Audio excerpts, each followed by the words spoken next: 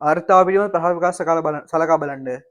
තුෂාර අංකයට වඩා අඩු උෂ්ණත්වවල සාපේක්ෂ ආර්තාව නියත වේ. තුෂාර අංකය කියන්නේ මොකද්ද? තුෂාර අංකය කියන්නේ සම්පූර්ණයෙන් මෙයා සංතෘප්ත වෙලා ජල වාෂ්ප කියන්නේ. ජල වාෂ්ප මේකේ මිදෙන උෂ්ණත්වය. එතකොට තුෂාර අංකයේදී සම්පූර්ණ සංතෘප්තයි මෙයා උපරිම ඉන්න පුළුවන් ටික ඉන්නවා. එතකොට RH කියන්නේ මොකද්ද? සාපේක්ෂ ආර්තාව කියන්නේ දැන් මෙයාගේ ආර්තාව බෙදීම සංතෘප්ත වෙලාවට ආර්තාව තව 100%නේ. ඒතකොට දැන් මෙයාගේ තුෂාර අංකයට වඩා අඩුයි නම් මෙයා සම්පූර්ණයෙන් පිරලා ඉන්නේ. ඒතකොට මෙයා සංතෘප්ත වෙලා ඉන්නේ. මේ දෙක සමානයි. RH 100ට 100යි. තුෂාර අංකයට වඩා උෂ්ණත්වවලදී. එතකොට මේ සාපේක්ෂ ආර්තාව නියතයි. හරි මේ 100%. ඊළඟට සාපේක්ෂ ආර්තාව වැඩි වෙන නිරපේක්ෂ ආර්තාව සෑම විටම වැඩි වෙයි. සාපේක්ෂ ආර්තාව කියන්නේ මොකද්ද? ආපහු ලියන්නම් AH බෙදීම AH0. නිරපේක්ෂ ආර්තාව වෙලාවට බෙදීම සම්තෘප්ත වෙලාවට නිරපේක්ෂ ආර්තාව බෙදීම වතාවක් 100%. තේරුණාද? එතකොට බලන්න මෙයා මේ සෑම මොකද්ද?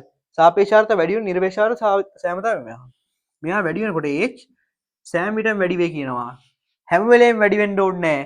ඇයි මෙන්න මේ AH0 කියන එක නා උෂ්ණත්වයත් එක්ක වෙනස් වෙනවා. ඒතකොට මෙයා අඩු වීමෙන්ද පවා මෙයා නියතව තියාගෙන මේක වැඩි වෙන්න පුළුවන්. තේරුණාද?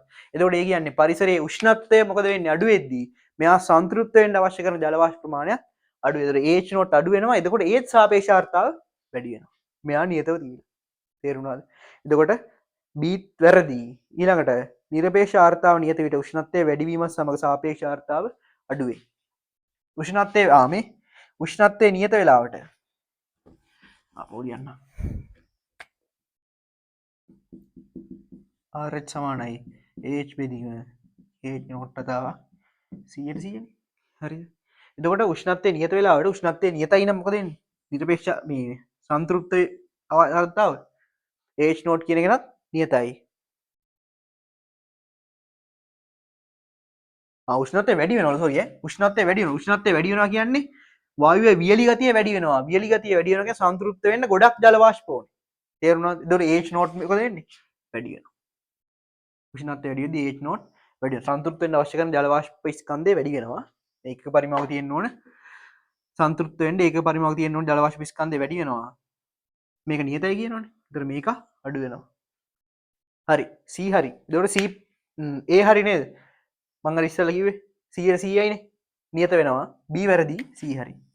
A හරි. B වැරදි C හරි.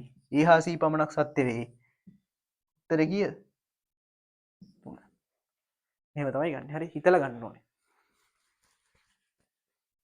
අර සෑම විටම කියද්දි බලන්න හොඳට. සෑම විටම කියනවා නම් කොහොම හරි ඔයා හොයාගන්න ඕනේ. එහෙම වෙන්නේ නැති තරම්. දැන් මං හොයාගත්තේ. ඒ වගේ සෑම විටම කියනවා නම් කොහොම හරි එහෙම වෙන්නේ නැති තරම් තමයි හොයාගන්න ඕනේ. හරිද? ස්පීඩ් වැඩිද දන්නේ මේක මට හිතෙන්නෙත් නෑ බං මේක එහෙම හිමීට කරන්න මේ වගේ ඇති දෙයක් නෑ නේද?